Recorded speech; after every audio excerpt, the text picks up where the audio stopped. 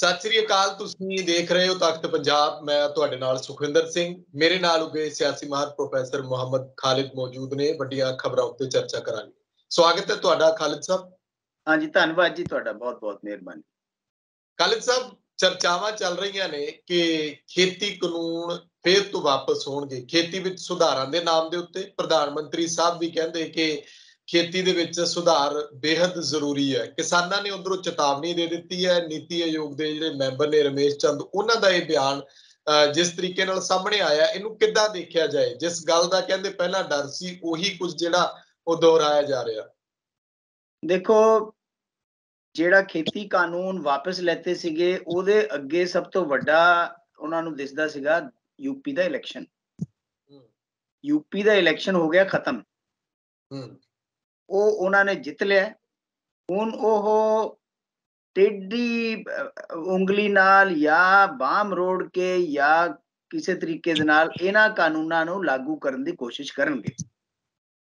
ਲੇਕਿਨ ਮੈਂ ਸੁਖਵਿੰਦਰ ਜੀ ਦੋ ਤਿੰਨ ਚੀਜ਼ਾਂ ਇਸ ਦੇ ਵਿੱਚ ਕਹਿਣਾ ਚਾਹੁੰਦਾ। ਪਹਿਲੀ ਚੀਜ਼ ਤਾਂ ਇਹ ਹੈਗੀ ਹੈ ਕਿ ਜਿਹੜੀ ਖੇਤੀ ਕਾਨੂੰਨ ਹੈ ਜਾਂ ਕੋਈ ਵੀ ਕਾਨੂੰਨ ਹੋਵੇ, ਜਿਨ੍ਹਾਂ ਲੋਕਾਂ ਦੇ ਉੱਪਰ ਲਾਗੂ ਹੋਣਾ ਹੈ, ਉਹਨਾਂ ਨੂੰ ਸਟੇਕ ਹੋਲਡਰ ਬਣਾ ਕੇ ਸਰਕਾਰ ਨੂੰ ਉਹਨਾਂ ਨਾਲ ਕੰਸਲਟੇਸ਼ਨ ਕਰਕੇ ਹੀ ਕੋਈ ਕਾਨੂੰਨ ਲਾਗੂ ਕਰਨਾ ਚਾਹੀਦਾ ਹੈ। ਅਗਰ ਤੁਸੀਂ ਸੋਚੋ ਕਿਸੇ ਕਾਨੂੰਨ ਲੋਕਾਂ ਵਾਸਤੇ ਬਣਦੇ ਹੈ, ਕਾਨੂੰਨ ਉਹਨਾਂ ਬੰਦਿਆਂ ਵਾਸਤੇ ਬਣਦੇ ਹੈ ਜਿਨ੍ਹਾਂ ਨੇ ਉਹਨਾਂ ਨੂੰ ਮੰਨਣਾ ਹੈ।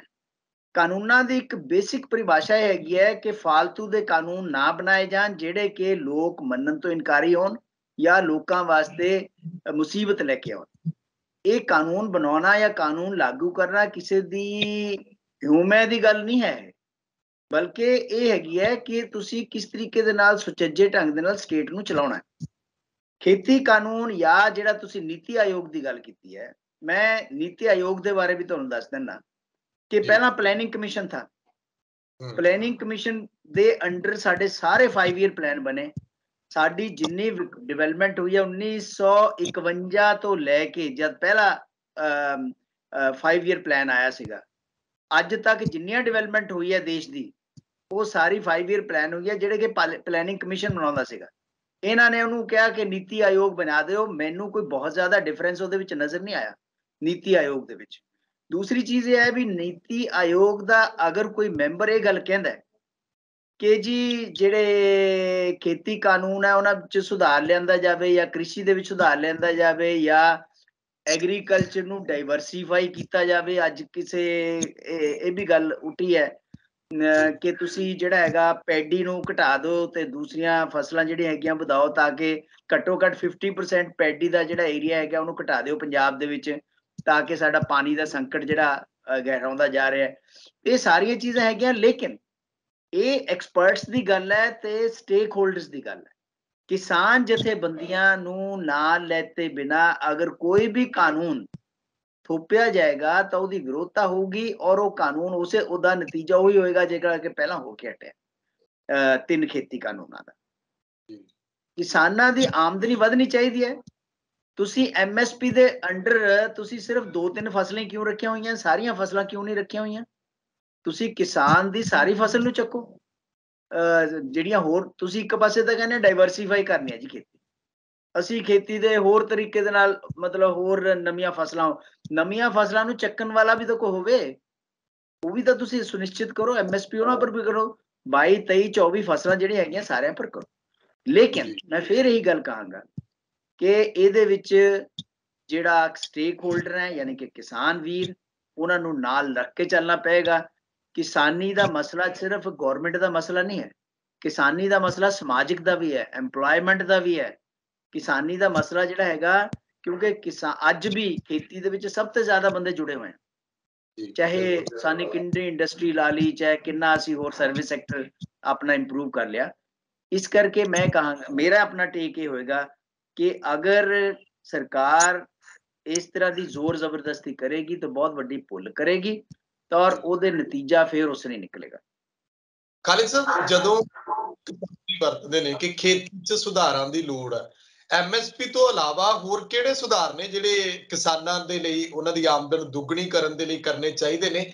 ਪਰ ਇਹ ਜਿਵੇਂ ਉਹੀ ਗੱਲ ਆ ਗਈ ਕਿ ਕਿਸਾਨ ਨਹੀਂ ਚਾਹੁੰਦੇ ਕਿ ਉਹਨਾਂ ਨੂੰ ਖੇਤੀ ਕਾਨੂੰਨਾਂ ਦੇ ਜ਼ਰੀਏ ਦੱਬਿਆ ਜਾਏ, ਪਰ ਇਹ ਵਾਰ-ਵਾਰ ਖੇਤੀ ਕਾਨੂੰਨਾਂ ਨੂੰ ਫੇਰ ਲੈ ਆਉਂਦੇ ਨੇ ਫਿਰ ਖੇਤੀ ਕਾਨੂੰਨਾਂ ਦੀ ਗੱਲ ਕਰਦੇ ਨੇ। ਪਰ ਜੋ ਕਿਸਾਨ ਜੇ ਕਿਸਾਨਾਂ ਦੇ ਮਦਦ ਦੇ ਨਾਲ ਗੱਲਬਾਤ ਕਰਕੇ ਜਿਹੜੇ ਸੁਧਾਰ ਕਿਸਾਨ ਚਾਹੁੰਦੇ ਨੇ ਉਹ ਵਾਲੇ ਖੇਤੀ ਕਾਨੂੰਨ ਆ ਜਾਣ ਤਾਂ ਮੇਰੇ ਖਿਆਲ 'ਚ ਕਿਸਾਨ ਵੀ ਇਸ ਨੂੰ ਕਬੂਲ ਕਰਨਗੇ।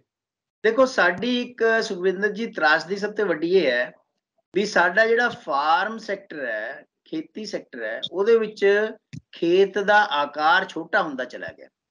ਕਿਉਂਕਿ ਖੇਤੀ ਜਿਹੜਾ ਆਪਣੇ ਜ਼ਮੀਨ ਸੀਗੀ ਉਹ ਭੈਣਾਂ ਭਰਾਵਾਂ ਦੇ ਵਿੱਚ ਵੱਟਦੀ ਚਲੀ ਗਈ, ਅਲਟੀਮੇਟਲੀ ਬਹੁਤ ਛੋਟਾ। ਇਸ ਕਰਕੇ 70% ਜਿਹੜੀ ਫਾਰਮਿੰਗ ਹੈ ਉਹ ਛੋਟੇ ਖੇਤਾਂ ਦੇ ਉੱਪਰ ਹੁੰਦੀ ਹੈ, ਯਾਨੀ ਵੱਡੇ ਲਾਰਜ ਸਕੇਲ ਦੇ ਉੱਪਰ ਨਹੀਂ ਹੈ, ਜਿਹਦੀ ਵਜ੍ਹਾ ਕਰਕੇ ਖੇਤੀ ਦਾ ਜਿਹੜਾ ਹੈਗਾ ਲਾਹੇਵੰਦ ਇੰਨਾ ਜ਼ਿਆਦਾ ਨਹੀਂ ਰਿਹਾ। ਦੂਸਰੀ ਚੀਜ਼ ਇਹ ਹੈਗੀ ਹੈ ਕਿ ਕਿਸਾਨ ਜਿਹੜਾ ਹੈਗਾ ਉਹ ਡਿਪੈਂਡ ਕਰਦਾ ਉੱਪਰ ਪਾਣੀ ਦੇ ਉੱਪਰ, ਧੁੱਪ ਦੇ ਉੱਪਰ, ਯਾਨੀ ਜਿਹੜਾ ਵੈਦਰ ਹੈ ਉਹ ਉਹਦੇ ਉੱਪਰ ਬਹੁਤ ਜ਼ਿਆਦਾ ਡਿਪੈਂਡ ਕਰਦਾ ਹੈ। ਕਈ ਵਾਰ ਬਹੁਤ ਜ਼ਿਆਦਾ ਬਾਰਿਸ਼ ਹੋ ਜਾਂਦੀ ਹੈ, ਕਈ ਵਾਰ ਬਾਰਿਸ਼ ਬਿਲਕੁਲ ਵੀ ਨਹੀਂ ਹੁੰਦੀ, ਕਈ ਵਾਰ ਗੜੇ ਪੈ ਗਏ, ਕਈ ਵਾਰ ਠੰਡ ਬਹੁਤ ਜ਼ਿਆਦਾ ਪੈ ਗਈ, ਕਈ ਵਾਰ ਕਿਸੇ ਵਜ੍ਹਾ ਕਰਕੇ ਵੀ ਖੇਤੀ ਦੀ ਫਸਲ ਜਿਹੜੀ ਹੈਗੀ ਮਾਰੇਗੀ, ਉਹਨੂੰ ਮੁਆਵਜ਼ਾ ਨਹੀਂ ਮਿਲਦਾ। ਮੁਆਵਜ਼ਾ ਆਪਾਂ ਨੇ ਦੇਖਿਆ ਕਿਸੇ ਨੂੰ 10 ਰੁਪਈਆਂ ਦਾ ਚੈੱਕ ਮਿਲ ਗਿਆ, ਕਿਸੇ ਨੂੰ 50 ਰੁਪਈਆਂ ਦਾ ਚੈੱਕ ਮਿਲ ਗਿਆ। ਉਹ ਇੱਕ ਤਾਂ ਸਟ੍ਰੀਮਲਾਈਨ ਕਰੋ। ਦੂਸਰੀ ਚੀਜ਼ ਇਹ ਅੱਗੇ ਜਿਹੜਾ ਤੁਹਾਡੀ ਕ੍ਰੌਪ ਹੈ ਉਹਦੀ ਇੰਸ਼ੋਰੈਂਸ ਹੋਵੇ ਔਰ ਇਨਪੁਟ ਦੇ ਉੱਪਰ ਖਰਚਾ ਘੱਟ ਹੋਵੇ ਤਾਂ ਕਿ ਆਊਟਪੁੱਟ ਦੇ ਬਰਾਬਰ ਆਵੇ। ਤੁਹਾਡਾ ਅੱਜ ਕਿਸਾਨ ਇਨਪੁਟ ਦੇ ਉੱਪਰ ਖਰਚਾ ਜ਼ਿਆਦਾ ਕਰ ਰਿਹਾ ਹੈ, ਚਾਹੇ ਫਰਟੀਲਾਈਜ਼ਰ ਹੈ, ਚਾਹੇ ਪਾਣੀ ਦੀ ਵਜ੍ਹਾ ਕਰਕੇ ਹੈ, ਚਾਹੇ ਉਹ ਇਨਸੈਕਟੀਸਾਈਡਸ ਹੈ, ਚਾਹੇ ਉਹ ਡੀਜ਼ਲ ਹੈ। ਖਰਚਾ ਜਿਹੜਾ ਹੈਗਾ ਵੱਧਦਾ ਹੈ ਔਰ ਆਮਦਨੀ ਘੱਟ ਹੈ, ਜਿਹਦੇ ਕਰਕੇ ਕਿਸਾਨ ਜਿਹੜਾ ਹੈਗਾ ਉਹ ਸੁਸਾਈਡ ਵੀ ਕਰਦਾ ਹੈ, ਕਰਜ਼ੇ ਥੱਲੇ ਵੀ ਆਉਂਦਾ ਹੈ। ਉਹ ਸਾਰੀਆਂ ਚੀਜ਼ਾਂ, ਇਹ ਸਾਰੀਆਂ ਚੀਜ਼ਾਂ ਨੂੰ ਸਰਕਾਰ ਨੂੰ ਸੋਚਣਾ ਚਾਹੀਦਾ। ਔਰ ਸਿਰਫ ਕੇਂਦਰ ਸਰਕਾਰ ਨਹੀਂ, ਇਹਦੇ ਵਿੱਚ ਸਟੇਟ ਗਵਰਨਮੈਂਟ ਨੂੰ ਵੀ ਇਨਵੋਲਵ ਹੋਣਾ ਚਾਹੀਦਾ। ਪਰ ਸਟੇਟ ਗਵਰਨਮੈਂਟ, ਕੇਂਦਰ ਸਰਕਾਰ ਤੇ ਕਿਸਾਨੀ ਜਥੇਬੰਦੀਆਂ, ਇਹਨਾਂ ਸਾਰਿਆਂ ਨੂੰ, ਜਿਹੜੀ ਤੁਸੀਂ ਗੱਲ ਕੀਤੀ ਹੈ ਕਿ ਦੁਬਾਰਾ ਲਿਆਉਣ ਦੀ ਕਾਨੂੰਨ ਜਿਹੜੇ ਹੈਗੇ ਆ, ਤੁਹਾਨੂੰ ਪਤਾ ਹੈ ਵੀ ਪਹਿਲਾਂ ਵੀ ਇਸ ਕਰਕੇ ਵਿਰੋਧਤਾ ਹੋਈ ਸੀ ਵੀ ਕਿਸਾਨ ਦੇ ਹੱਥੋਂ ਉਹਦਾ ਖੇਤ ਵੀ ਨਿਕਲਦਾ ਜਾ ਰਿਹਾ ਸੀਗਾ, ਕਾਰਪੋਰੇਟ ਕੋਲ ਜਾ ਰਿਹਾ ਸੀਗਾ, ਕਿਸਾਨ ਨੂੰ ਉਹ ਮਨਜ਼ੂਰ ਨਹੀਂ ਸੀਗਾ। ਫਿਰ ਉਹਨਾਂ ਨੇ ਕਿਹਾ ਵੀ ਜਿਹੜੀ ਤੁਹਾਡੇ ਥੜੇ ਲੱਗਦੇ ਆ ਜਿੱਥੇ ਫਸਲ ਵੰਡੀ ਉਹ ਵਿਕਦੀ ਹੈ, ਉਹਦੇ ਬਾਹਰ ਜੀ ਕਾਰਪੋਰੇਟ ਵਾਲੇ ਵੀ ਥੜੇ ਲਾਉਣਗੇ ਤੇ ਉਹ ਵੀ ਆਪਣਾ ਮਤਲਬ ਹੈ ਬੋਲੀਆਂ ਲਾਉਣਗੇ। ਤਾਂ ਉਹ ਕਹਿੰਦੇ ਵੀ ਅਸੀਂ ਕਹਿੰਦੇ ਸੀਗੇ ਵੀ ਮੰਡੀ ਦੇ ਅੰਦਰ ਆ ਕੇ ਤੁਸੀਂ ਖਰੀਦੋ, ਬਾਹਰ ਕਿਉਂ ਲਾਉਣੀਆਂ ਨੇ, ਨੰਬਰ 1। ਦੂਸਰੀ ਗੱਲ ਇਹ ਹੈਗੀ ਹੈ ਵੀ ਤੁਸੀਂ ਜੇ ਵੇਚਣੀ ਖਰੀਦਣੀ ਵੀ ਹੈ ਕਿਸਾਨ ਦੀ ਫਸਲ, ਤਾਂ ਕੇਵਲ ਇੱਕ ਫਸਲ ਕਿਉਂ ਖਰੀਦਣੀ ਹੈ, 2 ਕਿਉਂ ਖਰੀਦਣੀ ਹੈ, ਬਾਕੀ ਸਾਰੀਆਂ ਦੇ ਵੀ ਉਹ ਕਰੋ। ਉਹ ਕੁਝ ਇਸ਼ੂਜ਼ ਐਸੇ ਸੀਗੇ ਜਿਨ੍ਹਾਂ ਪਰ ਕਿਸਾਨ ਸੈਟਿਸਫਾਈਡ ਨਹੀਂ ਸੀਗਾ ਔਰ ਉਹਨਾਂ ਨੇ ਵਿਰੋਧਤਾ ਕੀਤੀ। ਔਰ 1 ਸਾਲ ਜਿਸ ਤਰੀਕੇ 2 ਸਾਲ ਸਮਝ ਲਓ ਜਿਸ ਤਰੀਕੇ ਦੇ ਨਾਲ ਧੁੱਪ ਦੇ ਵਿੱਚ, ਮੀਂਹ ਚ, ਹਨੇਰੀਆਂ ਦੇ ਵਿੱਚ ਸੜਕਾਂ ਦੇ ਉੱਪਰ ਰੁਲਦੇ ਰਹੇ, ਔਰ ਹੁਣ ਤੁਸੀਂ ਕਹੋ ਕਿਸਾਨ ਦੇ ਅਸੀਂ ਬਹੁਤ ਹਿਤੈਸ਼ੀ ਹਾਂ, ਇਹ ਤਾਂ ਡਬਲ ਸਟੈਂਡਰਡ ਹੋ ਗਿਆ ਨਾ। ਇਹ ਤਾਂ ਤੁਸੀਂ ਦੂਰੀ ਗੱਲ ਕਰ ਰਹੇ ਹੋ, ਦੋ ਗਲੀ ਗੱਲ ਕਰ ਰਹੇ ਹੋ। ਤੁਸੀਂ ਕਿਸਾਨ ਦੀ ਫਸਲ ਵੀ ਦੁੱਗਣੀ ਕਰਨਾ ਚਾਹੁੰਦੇ ਹੋ, ਕਿਸਾਨ ਤੋਂ ਖੇਤ ਵੀ ਖੋਣਾ ਚਾਹੁੰਦੇ ਹੋ। ਇਹ ਤਾਂ ਕੋਈ ਗੱਲ ਨਹੀਂ ਹੋਈ। ਕਿਸਾਨ ਨੂੰ ਨਾਲ ਲੈ ਕੇ ਚੱਲਣਾ ਪਏਗਾ।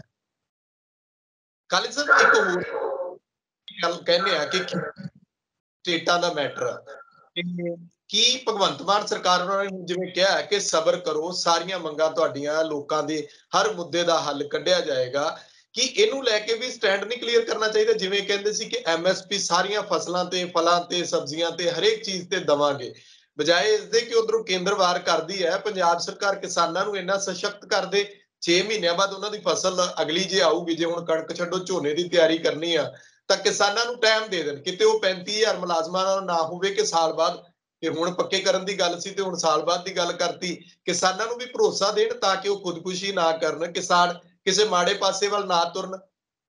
ਦੇਖੋ ਜੀ, ਜਿੱਥੇ ਤੱਕ ਤੁਸੀਂ ਸਰਕਾਰ ਦੀ ਗੱਲ ਕਰ ਰਹੇ ਹੋ, ਸਟੇਟ ਗਵਰਨਮੈਂਟ ਦੀ, ਸਟੇਟ ਗਵਰਨਮੈਂਟ ਦੀ ਇੰਟੈਂਸ਼ਨ ਕਿੰਨੀ ਹੀ ਵਧੀਆ ਹੋਵੇ, ਉਹ ਤੁਹਾਨੂੰ ਮਤਲਬ ਹੈ ਫੁੱਲਾਂ ਦੇ ਹਾਰ ਪਾਉਣਾ ਚਾਹੁੰਦੀ ਹੋਵੇ ਪੂਰੀ ਪਬਲਿਕ ਨੂੰ, ਹਰ ਚੀਜ਼ ਕਾਹਦੇ ਨਾਲ ਚੱਲਦੀ ਹੈ? ਪੈਸੇ ਨਾਲ।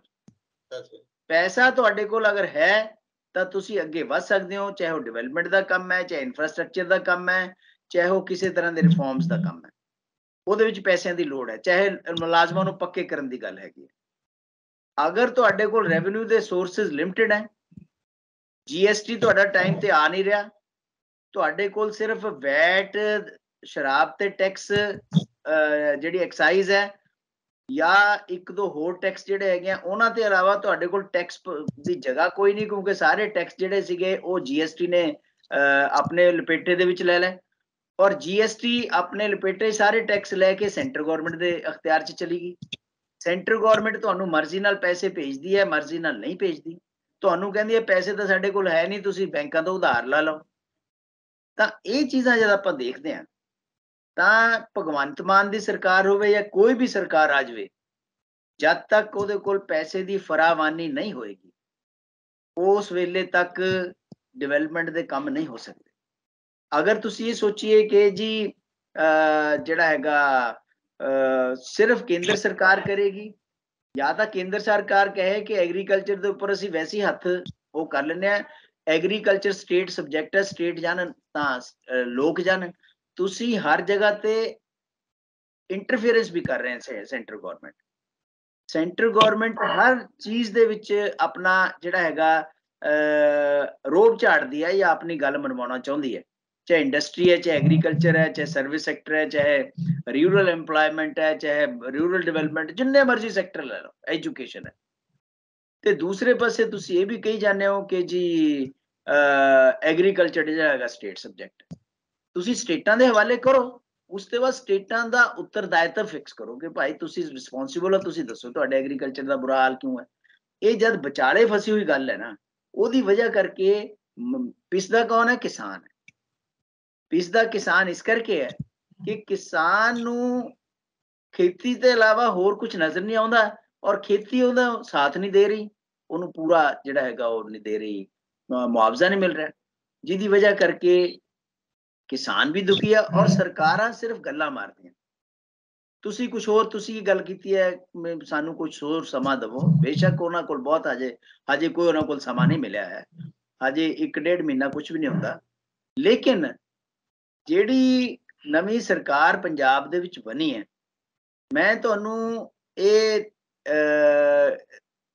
ਮਤਲਬ ਜਿਹੜਾ ਤੁਹਾਡਾ ਵਿਊਅਰ ਹੈ ਉਹਨੂੰ ਇਹ ਗੱਲ ਪਤਾ ਹੋਣੀ ਚਾਹੀਦੀ ਹੈ ਕਿ ਜਿਸ ਤਰੀਕੇ ਦੇ ਨਾਲ ਵਾਅਦੇ ਤੁਸੀਂ ਹੋਰ ਤਰ੍ਹਾਂ ਦੇ ਕਰ ਚੁੱਕੇ ਹੋ, ਉਹਨਾਂ ਵਾਅਦਿਆਂ ਨੂੰ ਪੂਰਾ ਕਰਨ ਦਾ ਵਿੱਚ ਤੁਹਾਡੀ ਚੁਆਨੀ ਪੱਲੇ ਨਹੀਂ ਹੈ।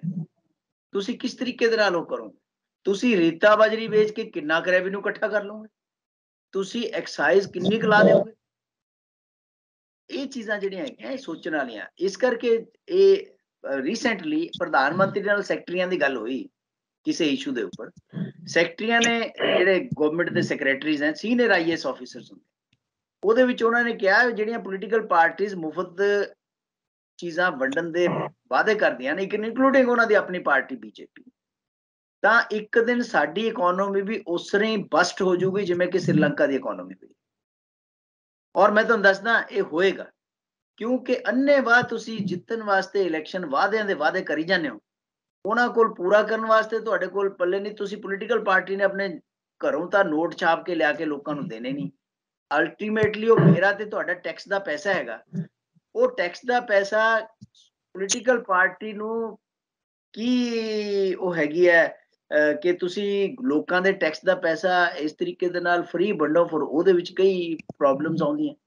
ਇਹ ਚੀਜ਼ਾਂ ਜਿਹੜੀਆਂ ਹੈਗੀਆਂ ਪੋਲੀਟੀਕਲ ਪਾਰਟੀਆਂ ਨੂੰ ਸੋਚਣੀਆਂ ਚਾਹੀਦੀਆਂ ਅੱਗੇ ਵਾਸਤੇ ਵੀ। ਔਰ ਹੁਣ ਮੈਨੂੰ ਨਹੀਂ ਲੱਗਦਾ ਕਿ ਉਹ ਸਾਰੇ ਵਾਅਦੇ ਜਿਹੜੇ ਕੀਤੇ ਗਏ ਹੈ, ਖਾਸ ਤੌਰ ਪਰ ਜਿੱਥੇ ਖਾਸਾ ਪੈਸਾ ਇਨਵੋਲਵਡ ਹੈ, ਉਹ ਵਾਅਦੇ ਪੂਰੇ ਕਰ ਸਕਣਗੇ। ਇਸੇ ਕਰਕੇ ਹੁਣ ਉਹ ਭ੍ਰਸ਼ਟਾਚਾਰ ਤੇ ਹੋਰ ਚੀਜ਼ਾਂ ਵੱਲ ਜ਼ਿਆਦਾ ਹੋਇਆ, ਜਿੱਥੇ ਕੋ ਤੁਸੀਂ ਬਸ ਇੱਕ ਨੰਬਰ ਫਲੋਟ ਕਰਨ ਦੇ ਵਿੱਚ ਤਾਂ ਕੋਈ ਪੈਸੇ ਨਹੀਂ ਲੱਗਦੇ ਕਿ ਜੀ ਆਹ ਨੰਬਰ ਐਂਟੀ ਕਰਪਸ਼ਨ ਨੰਬਰ ਹੈ, ਉਹ ਨੰਬਰ ਦੇ ਵਿੱਚ ਤਾਂ ਪੰਜੀ ਵੀ ਨਹੀਂ ਲੱਗਦੀ।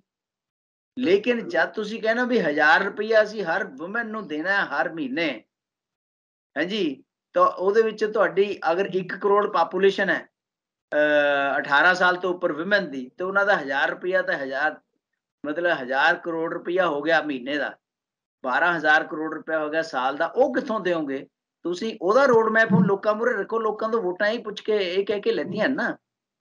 ਇਸੇ ਤਰੀਕੇ ਨਾਲ ਦੂਸਰੇ ਵਾਅਦੇ ਹੈਗੇ ਆ।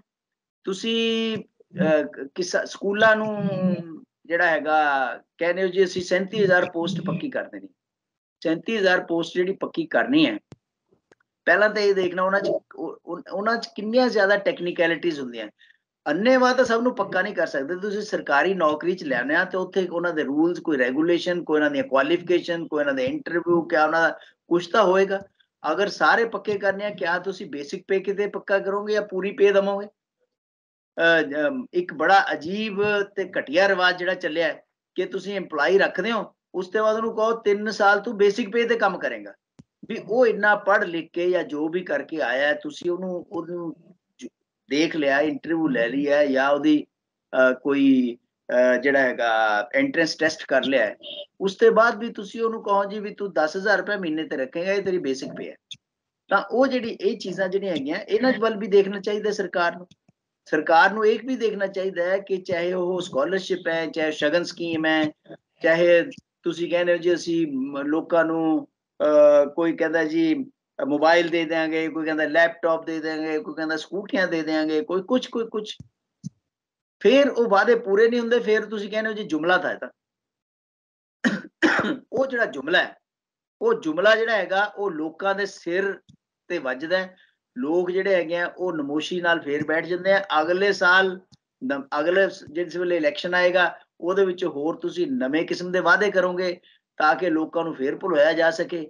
ਉਹ ਵਿਚਾਰੇ ਮੰਨ ਜਾਂਦੇ ਆ, ਵੋਟਾਂ ਪਾ ਦਿੰਦੇ ਆ, ਤੁਸੀਂ ਫੇਰ ਆਪਣੀ ਡੁਗਡੁਗੀ ਵਜਾਈ ਜਾਂਦੇ। ਇਹ ਜਿਹੜਾ ਹੈਗਾ ਇਹ ਇੱਕ ਬਹੁਤ ਹੀ ਖਤਰਨਾਕ ਕਿਸਮ ਦੀ ਸਿਚੁਏਸ਼ਨ ਹੈਗੀ ਹੈ, ਜਿਹੜੀ ਪੋਲਿਟਿਕਸ ਨੂੰ ਮਿਸਯੂਜ਼ ਕੀਤਾ ਜਾਂਦਾ ਹੈ ਲੋਕਾਂ ਨੂੰ ਬੇਵਕੂਫ ਬਣਾਉਣ ਵਾਸਤੇ। ਬਿਲਕੁਲ ਬਿਲਕੁਲ, ਵਾਅਦੇ ਵੱਡੇ ਕੀਤੇ ਨੇ, ਲੋਕਾਂ ਤੋਂ ਵੀ ਸਬਰ ਨਹੀਂ ਹੁੰਦਾ, ਲੋਕ ਵੀ ਉਡੀਕ ਕਰਦੇ ਨੇ ਕਦੋਂ ਖਾਤਿਆਂ 'ਚ ਪੈਸੇ ਆਉਣ, ਕਦੋਂ ਸਾਡੀ ਆਮਦਨ ਵਧੇ। ਇਹ ਸਾਰਾ ਕੁਝ ਹੈ। ਇੱਕ ਪ੍ਰੋਫੈਸਰ ਸਾਹਿਬ, ਜਦੋਂ ਅਸੀਂ ਕੇਂਦਰੀ ਹਮਲਿਆਂ ਦੀ ਗੱਲ ਕਰਦੇ ਆ, ਸਿਆਸੀ ਪਾਰਟੀਆਂ ਨੇ ਤਾਂ ਆਪਣੀ ਸਿਆਸਤ ਹੀ ਬਚਾਣੀ ਹੁੰਦੀ ਹੈ। ਜਿਹੜੇ ਸੱਤਾ ਵਿੱਚ ਨੇ ਉਹਨਾਂ ਨੂੰ ਵੀ ਡਰ ਲੱਗਿਆ ਰਹਿੰਦਾ ਕਿ ਕਿਤੇ ਅਗਲੀ ਵਾਰੀ ਲੋਕ ਪੁੱਟ ਕੇ ਨਾ ਸੁੱਟ ਦੇਣ। ਇੱਧਰ ਕੇਂਦਰੀ ਗ੍ਰਹਿ ਮੰਤਰੀ ਅਮਿਤ ਸ਼ਾਹ ਉਹਨਾਂ ਦੇ ਬਿਆਨ ਚਰਚਾ, ਜਿਹਦੇ ਵਿੱਚ ਉਹਨਾਂ ਨੇ ਕਿਹਾ ਕਿ ਇੱਕ ਰਾਸ਼ਟਰ ਇੱਕ ਭਾਸ਼ਾ, ਹਿੰਦੀ ਨੂੰ ਕਿਸ ਤਰ੍ਹਾਂ ਅੱਗੇ ਲੈ ਕੇ ਜਾਣਾ ਆ। ਉਹਦੇ ਵਿੱਚ ਸਿਰਫ ਤਾਮਿਲਨਾਡੂ ਦੇ ਮੁੱਖ ਮੰਤਰੀ ਸਟਾਲਿਨ ਹੋਰਾਂ ਦਾ ਹੀ ਬਿਆਨ ਸਾਹਮਣੇ ਆਇਆ ਕਿ ਕੇਂਦਰ ਸਰਕਾਰ ਨੂੰ ਚੇਤਾਵਨੀ। ਬਾਕੀ ਪੰਜਾਬ ਸਟੇਟ ਤੋਂ ਜਾਂ ਹੋਰ ਸੂਬਿਆਂ ਤੋਂ ਕੋਈ ਇਹੋ ਜਿਹੀ ਆਵਾਜ਼ ਸਾਹਮਣੇ ਨਹੀਂ ਆਈ। ਸੁਖਵਿੰਦਰ ਜੀ, ਦੇਖੋ ਸਾਡਾ ਜਿਹੜਾ ਦੇਸ਼ ਹੈ ਉਹ ਇੱਕ ਗੁਲਦਸਤੇ ਵਾਂਗ ਹੈ। ਚਾਹੇ ਭਿੰਨ ਧਰਮ ਹੋਣ, ਚਾਹੇ ਜਾਤੀਆਂ ਹੋਣ, ਚਾਹੇ ਬੋਲੀਆਂ ਹੋਣ, ਚਾਹੇ ਇਲਾਕੇ ਹੋਣ, ਚਾਹੇ ਕਲਚਰ ਹੋਣ। ਸੈਂਕੜੇ ਹਜ਼ਾਰੇ ਕਲਚਰ ਹੈ ਇੰਡੀਆ ਦੇ ਵਿੱਚ, ਸੈਂਕੜੇ ਬੋਲੀਆਂ ਨੇ ਇੰਡੀਆ ਦੇ ਵਿੱਚ। ਉਹਨਾਂ ਸਾਰਿਆਂ ਨੂੰ ਫਲਰਿਸ਼ ਕਰਨ ਦਾ ਪੂਰਾ ਅਖਤਿਆਰ ਹੈ। ਸੰਵਿਧਾਨ ਦੇ ਮੁਤਾਬਕ ਜਿਹੜੀਆਂ 16-17 ਬੋਲੀਆਂ, 16-17 ਜਿਹੜੀਆਂ ਭਾਸ਼ਾਵਾਂ ਜਿਹੜੀਆਂ ਹੈਗੀਆਂ, ਜਿਹੜੀਆਂ ਕਿ ਆਪਣੇ ਰੈਕਗਨਾਈਜ਼ਡ ਹੈ, ਉਹਨਾਂ ਸਾਰਿਆਂ ਨੂੰ ਪ੍ਰਫੁੱਲਤ ਹੋਣ ਦਾ ਪੂਰਾ ਹੱਕ ਹੈ। ਔਰ ਉਹਨਾਂ ਦੇ ਉੱਪਰ ਕਿਸੇ ਵੀ ਇੱਕ ਭਾਸ਼ਾ ਨੂੰ ਥੋਪਣਾ ਜਿਹੜਾ ਹੈਗਾ ਉਹ ਨਾਜਾਇਜ਼ ਹੈ, ਗਲਤ ਹੈ। ਕਿਉਂਕਿ ਮੈਂ ਤੁਹਾਨੂੰ ਦੱਸਦਾ ਕਿ ਅੰਗਰੇਜ਼ ਜਿਹੜਾ ਸੀਗਾ ਉਹ ਇੰਡੀਆ ਨੂੰ ਸਮਝਦਾ ਸੀਗਾ ਧਰਮ ਦੇ ਬੇਸ ਤੇ ਕਿ ਇੱਥੇ ਹਿੰਦੂ ਤੇ ਮੁਸਲਮਾਨ ਹੈ, ਉਹਨਾਂ ਦੀ ਲੜਾਈ ਕਰਾਓ ਤੇ ਉਸ ਤੋਂ ਬਾਅਦ ਰਾਜ ਕਰੋ, ਜਿਹਨੂੰ ਆਪਾਂ ਕਹਿੰਦੇ ਡਿਵਾਈਡ ਐਂਡ ਰੂਲ। ਜਿਹੜਾ ਕਾਂਗਰਸ ਸੀਗੀ, ਉਹਨਾਂ ਨੇ ਕਿਹਾ ਨਹੀਂ, ਜਿਹੜੀ ਬੋਲੀ ਹੈ ਬੜਾ ਇੰਪੋਰਟੈਂਟ ਹੈ, ਇਸ ਕਰਕੇ ਬੋਲੀ ਦੇ ਆਧਾਰ ਤੇ 1956 ਦੇ ਵਿੱਚ ਸਟੇਟਾਂ ਦਾ ਰੀਆਰਗੇਨਾਈਜੇਸ਼ਨ ਹੋਇਆ। ਆਪਾਂ ਨੂੰ ਸਾਰਿਆਂ ਨੂੰ ਪਤਾ, ਪੰਜਾਬੀ ਸੂਬਾ ਨਹੀਂ ਬਣਾਇਆ ਥਾ, ਅਸੀਂ ਉਹਦੀ ਲੜਾਈ ਲੜ ਕੇ ਪੰਜਾਬੀ ਸੂਬਾ ਲੈ ਲਿਆ।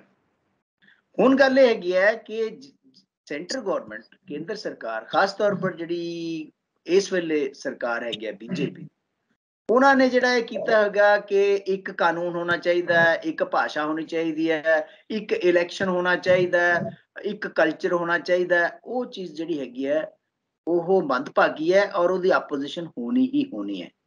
ਕਿਉਂਕਿ regional aspirations, regional political parties ਜਾਂ ਰੀਜਨਲ ਬੋਲੀਆਂ ਜਿਹੜੀਆਂ ਹੈਗੀਆਂ ਉਹ ਆਪਣੇ ਆਪ ਨੂੰ ਅਸਰਟ ਕਰਦੀਆਂ। ਬੇਸ਼ੱਕ ਨਿਊ ਐਜੂਕੇਸ਼ਨ ਪਾਲਿਸੀ ਜਿਹੜੀ ਹੈ ਉਹਦੇ ਵਿੱਚ ਇਹ ਗੱਲ ਹੈਗੀ ਹੈ ਕਿ ਤੁਸੀਂ ਲੋਕਲ ਭਾਸ਼ਾਵਾਂ ਦੇ ਵਿੱਚ ਪੜ੍ਹਾਓ, ਲੇਕਿਨ ਅਗਰ ਅਮਿਤ ਸ਼ਾਹ ਇਹ ਗੱਲ ਕਹਿੰਦੇ ਆ ਕਿ ਜੀ ਤੁਸੀਂ ਅਗਰ ਆਪਸ ਦੇ ਵਿੱਚ ਦੋ ਸਟੇਟਾਂ ਦੇ ਲੋਕ ਗੱਲ ਕਰੋ ਤਾਂ ਅੰਗਰੇਜ਼ੀ 'ਚ ਨਾ ਗੱਲ ਕਰੋ ਬਲਕਿ ਹਿੰਦੀ 'ਚ ਗੱਲ ਕਰੋ, ਤਾਂ ਉਹਦੇ ਵਿੱਚ ਤੁਸੀਂ ਉਹਦੇ ਅਗੇਂਸਟ ਚੱਲ ਰਹੇ ਹੋ ਜਿਹੜੀ ਤੁਸੀਂ ਖੁਦ ਹੀ ਨਿਊ ਐਜੂਕੇਸ਼ਨ ਪਾਲਿਸੀ ਬਣਾਈ ਹੈ, ਜਿਹਦੇ ਵਿੱਚ ਤੁਸੀਂ ਰੀਜਨਲ ਲੈਂਗੁਏਜਸ ਨੂੰ ਆਪਣਾ ਸਥਾਨ ਦੇਣ ਦੇ ਵਾਸਤੇ ਗੱਲ ਕਰ ਰਹੇ ਹੋ। ਤੇ ਮੈਨੂੰ ਲੱਗਦਾ ਹੈ ਕਿ ਜਿਹੜੀਆਂ ਰੀਜਨਲ ਲੀਡਰਸ ਹੈ, ਰੀਜਨਲ ਪੋਲੀਟੀਕਲ ਪਾਰਟੀਜ਼ ਹੈ, ਜਿਹੜੀਆਂ ਕਿ ਕਿਸੇ ਵੀ ਇਲਾਕੇ ਦੀਆਂ ਐਸਪੀਰੇਸ਼ਨਸ ਨੂੰ ਰਿਪਰੈਜ਼ੈਂਟ ਕਰਦੀਆਂ, ਉਹਨਾਂ ਨੂੰ ਉੱਠਣਾ ਚਾਹੀਦਾ। ਹੁਣ ਤੁਸੀਂ ਗੱਲ ਕੀਤੀ ਹੈ ਵੀ ਕੋਈ ਬੋਲਿਆ ਕਿਉਂ ਨਹੀਂ। ਤੁਹਾਨੂੰ ਮੈਂ ਦੱਸਦਾ ਕਿ ਜਿਹੜਾ ਤਾਮਿਲਨਾਡੂ ਹੈ ਜਾਂ ਜਿਹੜੇ ਸਾਊਥ ਦੇ ਸਟੇਟ ਹੈ, ਚਾਹੇ ਕੇਰਲਾ ਹੈਗਾ, ਚਾਹੇ ਕਰਨਾਟਕਾ ਹੈ, ਜਾਂ ਈਵਨ ਵੈਸਟ ਬੰਗਾਲ ਵਗੈਰਾ ਹੈਗੇ, ਉਹ ਆਪਣੇ ਕਲਚਰ ਨੂੰ, ਆਪਣੀ ਬੋਲੀ ਨੂੰ ਬਹੁਤ ਸਾਂਭ ਕੇ ਰੱਖਦੇ ਆ, ਉਹਦੇ ਵਾਸਤੇ ਲੜਦੇ ਵੀ। ਹਿੰਦੀ ਤੁਸੀਂ ਅੱਜ ਵੀ ਉੱਥੇ ਚੇਨਈ ਦੇ ਵਿੱਚ ਚਲੇ ਜਾਓ ਤਾਂ ਤੁਹਾਨੂੰ ਲੈਂਗੁਏਜ ਦੀ ਥੋੜੀ ਪ੍ਰੋਬਲਮ ਆਏਗੀ, ਕਿਉਂਕਿ ਉਹ ਆਪਣੀ ਭਾਸ਼ਾ ਬੋਲਣਾ ਜ਼ਿਆਦਾ ਪਸੰਦ ਕਰਦੇ। ਅੱਛਾ, ਜਾਂ ਅੰਗਰੇਜ਼ੀ ਬੋਲਦੇ ਵੀ। ਤੁਸੀਂ ਅੰਗਰੇਜ਼ੀ ਬੋਲਣ 'ਚ ਤੁਹਾਨੂੰ ਕੀ ਇਤਰਾਜ਼ ਹੈ? ਮੈਨੂੰ ਦੱਸੋ। ਜੇ ਅਗਰ ਰੀਜਨਲ ਲੈਂਗੁਏਜ ਤੇ ਅੰਗਰੇਜ਼ੀ ਐਜ਼ ਲਿੰਕ ਲੈਂਗੁਏਜ ਚੱਲਦੀ ਰਹੇ, ਮੈਨੂੰ ਤਾਂ ਕੋਈ ਇਤਰਾਜ਼ ਨਹੀਂ ਲੱਗ ਰਿਹਾ, ਕਿਉਂਕਿ ਅੰਗਰੇਜ਼ੀ ਭਾਸ਼ਾ ਦੇ ਵਿੱਚ ਤੁਹਾਡੀ ਹਰ ਚੀਜ਼ ਹੈ। ਤੁਸੀਂ ਬੱਚਿਆਂ ਨੂੰ ਅੰਗਰੇਜ਼ੀ ਭਾਸ਼ਾ ਤੇ ਬਿਨਾਂ ਨਹੀਂ ਪੜ੍ਹਾ ਸਕਦੇ, ਕਿਉਂਕਿ ਤੁਹਾਡੀਆਂ ਕਿਤਾਬਾਂ ਅੰਗਰੇਜ਼ੀ ਭਾਸ਼ਾ ਤੋਂ ਇਲਾਵਾ ਹੋਰ 'ਚ ਅਨੁਵਾਦ ਨੇ ਹਨ, ਉਹਨਾਂ ਦੀਆਂ ਟ੍ਰਾਂਸਲੇਸ਼ਨਸ ਨਹੀਂ ਹਨ। ਬੱਚਾ ਪੜੂਗਾ ਕਿਵੇਂ? ਅੰਗਰੇਜ਼ੀ ਕਿਤਾਬਾਂ ਪੜੂਗਾ, ਪੰਜਾਬੀ ਦੇ ਵਿੱਚ ਲੈਕਚਰ ਸੁਣੂਗਾ, ਹਿੰਦੀ ਦੇ ਵਿੱਚ ਪੇਪਰ ਦਊਗਾ, ਤਾਂ ਉਹਦਾ ਤੁਸੀਂ ਭਵਿੱਖ ਦੇਖ ਲਓ ਕੀ ਹੋਏਗਾ। ਤਾਂ ਇਸੇ ਤਰੀਕੇ ਦੇ ਨਾਲ ਪੰਜਾਬ ਦੇ ਵਿੱਚ ਵੀ ਜਿਹੜੀਆਂ ਰੀਜਨਲ ਪੋਲੀਟੀਕਲ ਪਾਰਟੀਆਂ ਨੇ, ਖਾਸ ਤੌਰ ਪਰ ਅਕਾਲੀ ਦਲ, ਉਹਨੂੰ ਤਾਂ ਬਿਲਕੁਲ ਹੀ ਅੱਗੇ ਆ ਕੇ ਇਸ ਗੱਲ ਨੂੰ ਤਾਲ ਠੋਕ ਕੇ ਕਹਿਣਾ ਚਾਹੀਦਾ ਕਿ ਨਹੀਂ, ਰੀਜਨਲ ਲੈਂਗੁਏजेस ਜਿਹੜੇ ਹੈਗੀਆਂ ਉਹਨਾਂ ਦਾ ਆਪਣਾ ਇੱਕ ਸਥਾਨ ਹੈ ਪੰਜਾਬ, ਇੰਡੀਆ ਦੇ ਵਿੱਚ, ਸਾਡੇ ਸੰਵਿਧਾਨ ਦੇ ਵਿੱਚ, ਔਰ ਸਾਡਾ ਜਿਹੜਾ ਹੈਗਾ ਗੁਲਦਸਤਾ ਦੇਸ਼, ਉਹਦੇ ਵਿੱਚ ਇੱਕ ਮੁਕਾਮ ਹੈ। ਇਸ ਕਰਕੇ ਤੁਸੀਂ ਇਹਨਾਂ ਨੂੰ ਕਿਸੇ ਤਰੀਕੇ ਦੇ ਨਾਲ ਡਾਊਨਗ੍ਰੇਡ ਨਹੀਂ ਕਰ ਸਕਦੇ। ਔਰ ਅਨਫੋਰਚੂਨੇਟਲੀ ਪੋਲੀਟੀਕਲ ਪਾਰਟੀਆਂ ਨੂੰ ਸਮਝ ਨਹੀਂ ਲੱਗਦੀ ਵੀ ਕਹਿ ਕੀ ਗਿਆ ਬੰਦਾ, ਔਰ ਉਹ ਆਪਣੇ ਐਸੇ ਭੰਬਲ ਭੂਸਿਆਂ 'ਚ ਫਸੇ ਹੋਏ ਆ, ਜਿਹਦੀ ਵਜ੍ਹਾ ਕਰਕੇ ਜਿਹੜੇ ਕੋਰ ਇਸ਼ੂਜ਼ ਹੈ, ਮੈਂ ਤੁਹਾਨੂੰ ਦੋ ਬੜੇ ਇੰਪੋਰਟੈਂਟ ਇਸ਼ੂਜ਼ ਹੈ, ਤੁਸੀਂ ਗੱਲ ਕੀਤੀ ਹੈ ਇਹਦੀ ਲੈਂਗੁਏਜ ਦੀ। ਪਿਛਲੇ, ਵੈਸੇ ਤਾਂ ਹਰ ਸੈਂਟਰ ਦੇ ਵਿੱਚ ਜਿਹੜੀ ਵੀ ਸਰਕਾਰ ਆਈ ਹੈ, ਕਿਸੇ ਚਾਹੇ ਕਾਂਗਰਸ ਦੀ ਸੀਗੀ ਜਾਂ ਈਵਨ ਜਿਹੜੀਆਂ ਰੀਜਨਲ ਪੋਲੀਟੀਕਲ ਪਾਰਟੀਆਂ ਨੇ ਵੀ ਸਰਕਾਰਾਂ ਬਣਾਈਆਂ ਨੇ, ਸਰਕਾਰਾਂ ਨੂੰ ਸਮਰਥਨ ਦਿੱਤਾ ਹੈ, ਉਹਨਾਂ ਨੇ ਵੀ ਕਦੇ ਜਿਹੜੇ ਰੀਜਨਸ ਹੈ ਉਹਨਾਂ ਨੂੰ ਯਾਨੀ ਜ਼ਿਆਦਾ ਪਾਵਰਸ ਦੇਣ ਦੀ ਸਟੇਟਸ ਨੂੰ ਗੱਲ ਨਹੀਂ ਕੀਤੀ। ਔਰ ਅਨਫੋਰਚੂਨੇਟਲੀ ਜਿਹੜੀਆਂ ਰੀਜਨਲ ਪੋਲੀਟੀਕਲ ਪਾਰਟੀਆਂ ਹੈ, ਉਹਨਾਂ ਵਿੱਚੋਂ ਵੀ ਕਈ ਜਿਹੜੀਆਂ ਸੀਗੀਆਂ ਉਹ ਆਪਣੀ ਇਲੈਕਸ਼ਨ ਜਿੱਤਣ ਜਾਂ ਆਪਣੇ ਆਪ ਨੂੰ ਸੱਤਾ ਦੇ ਵਿੱਚ ਰੱਖਣ ਦੇ ਦੌੜ ਦੇ ਵਿੱਚ ਆਪਣਾ ਅਸਲੀ ਦਾਇਿਤਵ ਭੁੱਲ ਗਈਆਂ ਕਿ ਫੈਡਰਲ ਸਟਰਕਚਰ ਨੂੰ, ਸੰਘਾਤਮਕ ਜਿਹੜਾ ਸਾਡਾ ਢਾਂਚਾ ਹੈ ਉਹਦੀ ਮਜ਼ਬੂਤੀ, ਉਹਨੂੰ ਮਜ਼ਬੂਤ ਕਰਵਾਉਣਾ ਸਾਡੀ ਜ਼ਿੰਮੇਵਾਰੀ ਹੈ। ਤੁਸੀਂ ਦੇਖ ਲਓ ਕਿ ਅਕਾਲੀ ਦਲ ਦੀ ਮੈਂ ਖਾਸ ਤੌਰ ਤੇ ਗੱਲ ਕਰੂੰਗਾ ਕਿ ਜਿਹੜੀ political party Anandpur Sahib resolution ਦੀ ਗੱਲ ਕਰਦੀ ਸੀ, ਜਿਹੜੀ ਸਟੇਟ ਦੀ ਆਟੋਨੋਮੀ ਦੀ ਗੱਲ ਕਰਦੀ ਸੀ, ਉਹ ਬੀਜੇਪੀ ਦੇ ਨਾਲ ਰਲ ਕੇ ਬੀਜੇਪੀ ਮੋਦੀ ਦੇ ਨਾਂ ਤੇ ਵੋਟਾਂ ਮੰਗਣੀਆਂ ਸ਼ੁਰੂ ਕਰਤੀਆਂ, ਬਜਾਏ ਇਸ ਦੇ ਕਿ ਆਪਣੇ ਆਪ ਨੂੰ ਅਸਰਟ ਕੀਤਾ ਜਾਵੇ। ਔਰ ਹਾਲਤ ਕੀ ਹੋਈ ਹੈ ਆਪਾਂ ਦੇਖ ਹੀ ਰਹੇ। ਮੈਂ ਇਹ ਇਸ ਕਰਕੇ ਜਿਹੜੀਆਂ ਰੀਜਨਲ ਪੋਲੀਟੀਕਲ ਪਾਰਟੀਆਂ ਹੈ ਉਹਨਾਂ ਨੂੰ ਅੱਗੇ ਆ ਕੇ ਆਪਣੀ ਰੀਜਨਲ ਲੈਂਗੁਏजेस ਨੂੰ डिफेंड करना चाहिए। अगर कोई भी लीडर स्टेट का या किसी नेशन अपने राष्ट्र लेवल पे इस तरह की गल करते हैं, उसकी रज के अपोजिशन करनी चाहिए और देखनी चाहिए अपोजिशन जी। पर मेरा आखिरी ਇਹ ਹੈ ਕਿ ਇੱਥੇ ਤਾਂ ਆਪੋਜੀਸ਼ਨ ਜਿਹੜੀ ਹੈ ਕਾਂਗਰਸ, ਉਹਨਾਂ ਦਾ ਕਲੇਸ਼ ਮੁੱਕਣ ਦਾ ਨਾਂ ਨਹੀਂ ਲੈਂਦਾ। ਸੁਰਜੀਤ ਧਮਾਨ ਨੂੰ ਪਾਰਟੀ ਚੋਂ ਬਾਹਰ ਕਰ ਦਿੱਤਾ ਪੰਜਾਬ ਕਾਂਗਰਸ ਦੇ ਵਿੱਚੋਂ, ਤੇ ਉਹ ਬਾਹਰ ਨਿਕਲ ਕੇ ਕਹਿੰਦੇ ਕਿ ਚੰਗਾ ਹੋਇਆ ਲੱਡੂ ਲੱਡੂ ਵੰਡ ਰਹੇ ਨੇ, ਮੂੰਹ ਮਿੱਠੇ ਕਰ ਰਹੇ ਨੇ। ਉਹ ਕਹਿੰਦੇ ਵਧੀਆ ਕੀਤਾ। ਉਹ ਕਹਿੰਦੇ ਮੇਨਲੀ ਗੱਲ ਇਹ ਆ ਕਿ ਕਿਸੇ ਇਮਾਨਦਾਰ ਨੂੰ ਬਣਾਉਣਾ ਚਾਹੀਦਾ। ਫਿਰ ਉਹਨਾਂ ਨੇ ਕਿਹਾ ਕਿ ਕਾਂਗਰਸ ਪਾਰਟੀ ਨੂੰ ਗਾਂਧੀ ਪਰਿਵਾਰ ਤੋਂ ਵੀ ਮੁਕਤ ਹੋਣਾ ਚਾਹੀਦਾ, ਤਾਂ ਹੀ ਕਾਂਗਰਸ ਜਿਹੜੀ ਹੈ ਉਹ ਮੁੜ ਵਾਪਸੀ ਕਰ ਸਕਦੀ ਹੈ। ਦੇਖੋ ਇਦਾਂ ਹੈ ਕਿ ਆਪਾਂ ਸਾਰਿਆਂ ਨੂੰ ਇਹ ਗੱਲ ਪਤਾ ਹੈ ਕਿ ਪੰਜਾਬ ਦੇ ਵਿੱਚ ਕਾਂਗਰਸ ਪਾਰਟੀ ਜਾਂ ਕਾਂਗਰਸ ਦੇ ਜਿਹੜੇ ਮੋਢੀ ਸੀਗੇ, ਉਹਨਾਂ ਨੇ ਕਾਂਗਰਸ ਨੂੰ ਬੜੀ ਖੂਬਸੂਰਤੀ ਨਾਲ ਹਰਵਾਇਆ। ਔਰ ਕਿਉਂ? ਕਿਉਂਕਿ ਉਹਨਾਂ ਨੇ ਉਸ ਵੇਲੇ, ਜਿਸ ਵੇਲੇ ਤੁਸੀਂ ਜੰਗ ਦੇ ਮੈਦਾਨ ਦੇ ਵਿੱਚ ਕੁੱਦ ਚੁੱਕੇ ਹੋ ਔਰ ਸਾਹਮਣੇ ਦੁਸ਼ਮਣ ਖੜੇ ਹੈ, ਉਸ ਵੇਲੇ ਵੀ ਤੁਸੀਂ ਗੰਡਾਸੇ ਭਾਲੇ ਇੱਕ ਦੂਸਰੇ ਉੱਪਰ ਹੀ ਚੱਕੀ ਜਾਂਦੇ ਹੋ, ਬਜਾਏ ਇਸ ਦੇ ਕਿ ਸਾਹਮਣੇ ਦੁਸ਼ਮਣ ਦਾ ਮੁਕਾਬਲਾ ਕਰੀਏ। ਉਹ ਚੀਜ਼ ਆਪਾਂ ਨੂੰ ਪਿਛਲੇ ਇਲੈਕਸ਼ਨ ਦੇ ਵਿੱਚ ਨਜ਼ਰ ਆਈ ਹੈ। ਇਲੈਕਸ਼ਨ ਚੱਲ ਰਿਹਾ ਹੈ, ਕੈਂਪੇਨਿੰਗ ਚੱਲ ਰਹੀ ਹੈ, ਔਰ ਕਾਂਗਰਸ ਦੇ ਲੀਡਰ ਆਪਸ ਦੇ ਵਿੱਚ ਭਿੜੀ ਜਾ ਰਹੇ ਔਰ ਓਪਨਲੀ ਕਹਿ ਰਹੇ ਹੈ ਮੈਂ ਤੈਨੂੰ ਹਰਾਊਂਗਾ, ਉਹ ਕਹਿੰਦਾ ਮੈਂ ਤੈਨੂੰ ਹਰਾਊਂਗਾ। ਤੁਸੀਂ ਦੱਸੋ ਉਹ ਪੋਲੀਟੀਕਲ ਪਾਰਟੀ ਦਾ ਭਵਿੱਖ ਸਟੇਟ ਦੇ ਵਿੱਚ ਕੀ ਹੋਏਗਾ? ਹੁਣ ਇੱਕ ਗੱਲ ਹੋਰ ਹੈ ਕਿ अगर कोई भी लीडर किसी पार्टी का अपनी हाई कमांड के अगेंस्ट बोलना चाहता है, वो विदिन द जिहड़ा उन्हां दा अंदरूनी जिहड़ी उन्हां दियां कमेटियां या उन्हां दा जिहड़ा पार्टी दे अंदर जिहड़ी हैगी आ उत्थे गल करे। अगर पार्टी दे बाहर गल करेगा कोई भी तां ओहदे उपर एक्शन होना चाहिए अकॉर्डिंग टू पोलिटिकल पार्टी, क्योंकि पोलिटिकल पार्टी जिहड़ी हैगी आ वो अदरवाइज नहीं चल सकती जितना ज़्यादा इनडिसिप्लिन होएगा। और कांग्रेस दे विच लोग ये सोचन लग गए कांग्रेस के लीडर्स कि क्योंकि सेंट्रल लीडरशिप इन्नी ज्यादा स्ट्रॉन्ग नहीं है इस वेले, इस करके जिहदा जो आउंदा करी चलो, बल्कि बजाय इसदे कि सेंटर दी लीडरशिप डिक्टेट करे, सेंटर दी लीडरशिप दी बांह मरोड़ियां जा रही हैं कई जगह दे उपर देख रहे हैं, और वो चुप करे देख रहे हैं। हुण दूसरी चीज जिहड़ी हैगी है कि उन्हें ये गल कही है कि गांधी परिवार तो मुक्त करो पंजाब कांग्रेस नूं। मैं तुहानूं एक गल दसदा कि जिस वेले ये 5 स्टेटां दा इलैक्शन होया, उस इलैक्शन दे विच तुसी कांग्रेस हाई कमांड ने कहता कि 5 स्टेटां दे जिहड़े हैगे प्रेजिडेंट इस्तीफा देन। मैं उहदे गल कहांगा कि जिहड़ी केंद्र दी लीडरशिप है वो इस्तीफा क्यों ना देवे भी, उन्हां दी भी तां जिम्मेवारी उन्नी ही सीगी।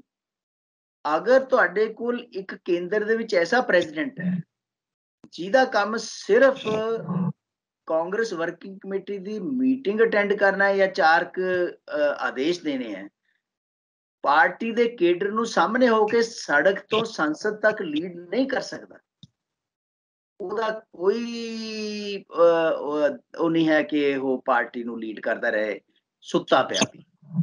पार्टियां ਜਿਹੜੀਆਂ ਹੈਗੀਆਂ ਉਹਨਾਂ ਦੀ ਵਾਈਬ੍ਰੈਂਸੀ ਚਾਹੀਦੀ ਹੁੰਦੀ है। मैं परिवार की उन्होंने गल की है, मैं वो तो गल नहीं करांगा, लेकिन इन्नी गल मैं जरूर कहांगा कि रिस्पोंसिबिलिटी हार ते जित दी कलैक्टिव हुंदी है, इकट्ठी हुंदी है। ਉਹਦੇ ਵਿੱਚ केंद्र भी इन्वॉल्व है, स्टेट भी इन्वॉल्व है, क्योंकि स्टेट के ਜਿਹੜੇ लीडर हैं केंद्र ਦੇ ही अपॉइंट ਕੀਤੇ ਹੋਏ हैं। ਤਾਂ ਉਸ ਵੇਲੇ देखना चाहिए ਸੀਗਾ कि ਅਸੀਂ किस बंदे ਨੂੰ ਅੱਗੇ ਲਿਆ ਕੇ, ਜਾਂ ਫਿਰ ਤੁਸੀਂ ਇੰਨੇ ਮਿਸਕੈਲਕੂਲੇਸ਼ਨਸ ਕਰ ਰਹੇ ਹੋ, ਫਿਰ ਤੁਹਾਨੂੰ ਕੇਂਦਰ ਦੇ ਵਿੱਚ ਵੀ ਲੀਡਰਸ਼ਿਪ ਦੇ ਵਿੱਚ ਰਹਿਣ ਦਾ ਕੋਈ ਅਧਿਕਾਰ ਨਹੀਂ ਹੈ। ਤੁਸੀਂ ਨਵੇਂ ਬੰਦਿਆਂ ਨੂੰ ਸਾਥ ਦਿਓ। ਇਹ ਥੋੜੀ ਹੁੰਦਾ ਕਿ ਮੈਂ ਕੁਝ ਮਰਜ਼ੀ ਕਰਾਂ ਜਾਂ ਨਾ ਕਰਾਂ, ਮੈਂ ਸੋਚਾਂ ਲੇਕਿਨ ਤੁਹਾਨੂੰ ਕੋਈ ਗਲਤੀ ਹੋਵੇ ਤੁਸੀਂ ਛੱਡੋ ਜੀ, ਅਸੀਂ ਹੋਰ ਬੰਦਾ ਅਪਾਇੰਟ ਕਰਾਂਗੇ। ਇਸ ਰਾਜਨੀਤੀ ਨਹੀਂ ਹੈ, ਇਹ ਸੁਚੱਜੀ ਰਾਜਨੀਤੀ ਨਹੀਂ ਹੈ। ਇਹਦੇ ਨਾਲ ਪੋਲੀਟੀਕਲ ਪਾਰਟੀ ਬਿਲਡ ਨਹੀਂ ਹੋ ਸਕਦੀ, ਔਰ ਕਾਂਗਰਸ ਦੀ ਵੀ ਇਹੀ ਸਥਿਤੀ ਇਸ ਵੇਲੇ ਹੈ। शुक्रिया खालिद साहब, धन्यवाद तुहाडा। शुक्रिया जी, मेहरबानी।